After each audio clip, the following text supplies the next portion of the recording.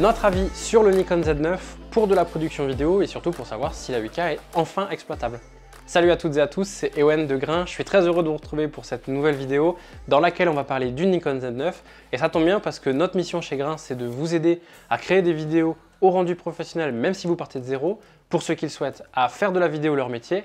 Et c'est potentiellement ce que va vous permettre de faire le Nikon Z9. Juste avant qu'on aborde le sujet du jour, si vous voulez aller plus loin dans votre apprentissage de la vidéo, on vous a préparé une formation qui est totalement gratuite, qui dure 1 heure, dans laquelle on vous donne nos meilleurs conseils pour créer des vidéos de qualité professionnelle et surtout dans laquelle on va vous montrer les 6 étapes clés qui vont vous permettre de vivre de votre passion qui est la vidéo. Si ça vous intéresse, vous avez toutes les informations avec le lien en description. Dans cette vidéo, on va parler du Nikon Z9 qui est un boîtier hybride plein format sorti par Nikon en début d'année 2022 pour concurrencer un petit peu les Canon EOS R3 et Sony Alpha One. Il se place sur ce segment-là à la fois au niveau du format et des caractéristiques techniques.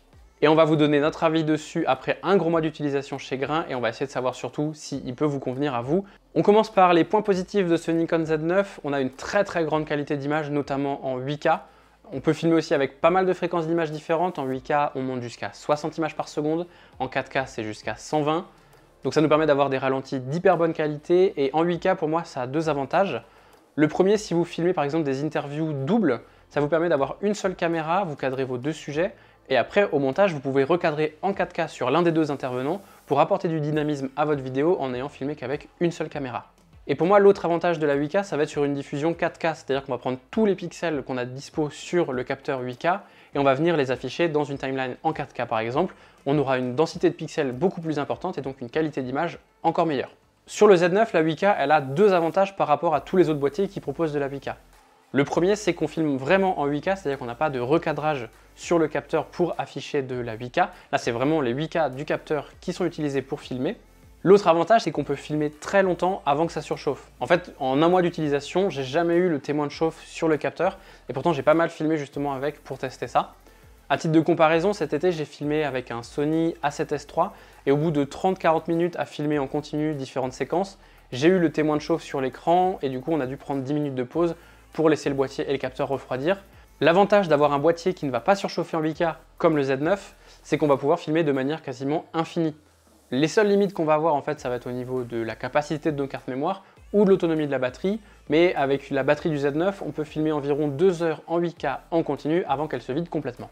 Autre avantage du Z9, c'est qu'on peut aussi filmer en ProRes RAW 12 bits en interne. Vous allez avoir toutes les informations de vos prises de vue et ça vous permet d'être beaucoup plus flexible en post-production, que ce soit pour la retouche couleur ou pour éventuellement compenser un léger souci d'exposition.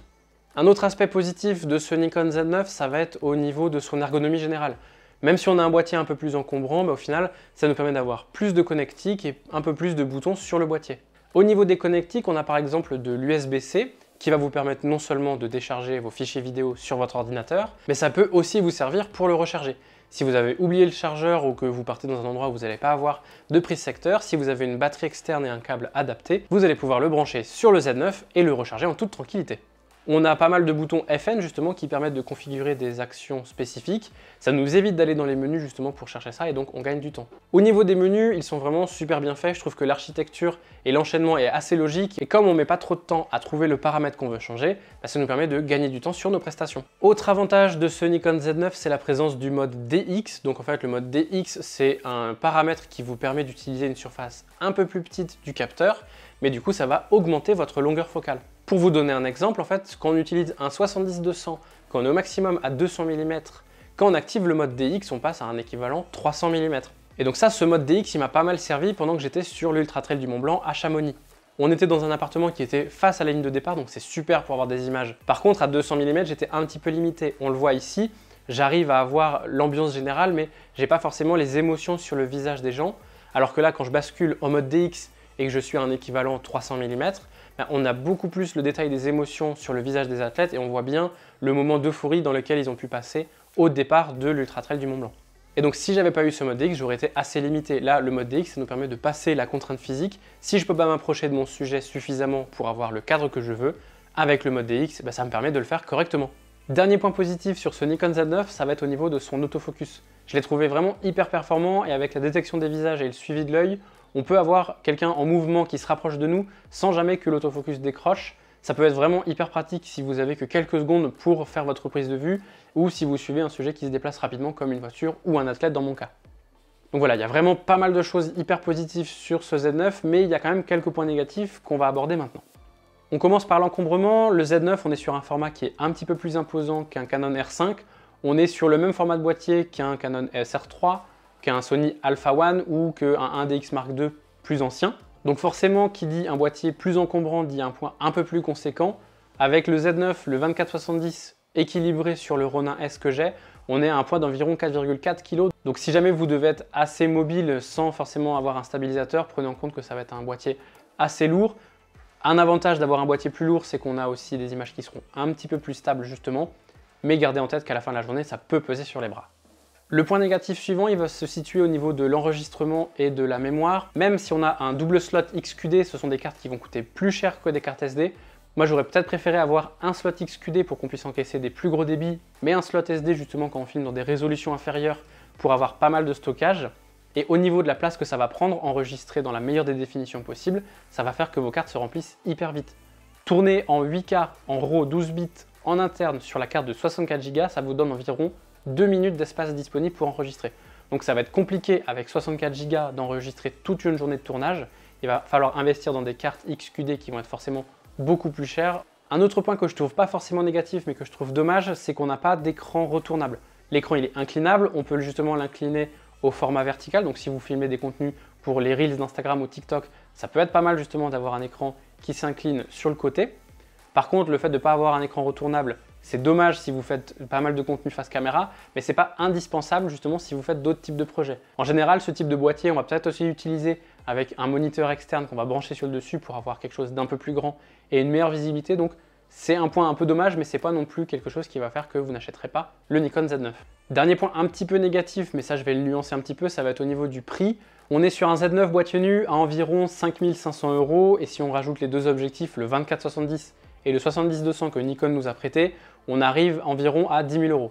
Donc c'est sûr, 10 000 € pour quelqu'un qui se lance et qui n'a pas de matériel, ça peut être un investissement assez conséquent. Par contre, pour un professionnel, puisque le Z9 est quand même adressé principalement à ce type de public, eh ben, on va voir ça plutôt comme un investissement qu'on va pouvoir amortir en quelques prestations. Et au final, ça nous permettra d'avoir un boîtier et un combo avec différents objectifs hyper durable. On va pouvoir le garder quand même quelques années avant de devoir changer puisqu'on a de la 8K, on filme avec des gros codecs, donc les vidéos qu'on va faire, elles seront de très bonne qualité pendant encore très longtemps. Pour moi, ce Z9, il va être vraiment hyper adapté aux personnes qui ont des productions un petit peu plus travaillées et un peu plus posées. Ça peut être de l'interview, ça peut être des films de voyage pour des offices de tourisme, mais si vous faites simplement de la vidéo de vacances occasionnellement, c'est peut-être pas le boîtier que je vais vous recommander en premier. Donc voilà pour cette vidéo, je récapitule au niveau des points positifs du Z9, ça va être la qualité d'image en 8K, les différentes cadences d'image aussi, en 60 images par seconde en 8K et jusqu'à 120 en 4K. On a aussi de très bons codecs pour avoir pas mal d'informations en post-production. Et puis on a l'autofocus performant et le mode DX qui permettent d'aller chercher un peu plus loin certaines informations dans notre cadrage. Au niveau des points négatifs, il y avait l'encombrement et le poids du Z9. L'enregistrement et le stockage de mémoire, on a des gros codecs qui vont nécessiter des grosses cartes XQD qui sont assez chères. On a aussi l'écran inclinable mais pas retournable, mais ça c'est pas forcément dramatique en fonction des types de projets auxquels vous participez. Et enfin, dernier point négatif, c'était le prix. Donc voilà pour le test de ce Nikon Z9, j'espère que cette vidéo vous a plu et justement si vous vous questionnez sur le matériel à choisir, on a une section totalement dédiée au matériel dans notre école de vidéo en ligne, l'école Grain, dans laquelle on va essayer de vous guider pour que vous fassiez le meilleur choix possible par rapport aux vidéos que vous voulez créer, que ce soit des vidéos corporate ou simplement des films de vacances. La section matériel qui est inclue dans l'école Grain vous permettra de répondre à toutes ces questions. Avant de conclure, je tenais à remercier une nouvelle fois Nikon de nous avoir fait confiance et de nous avoir prêté le Z9 avec les deux objectifs pour qu'on puisse vous faire ce test. Si vous avez des remarques, n'hésitez pas à les mettre en commentaire et moi je vous dis à très vite dans une prochaine vidéo.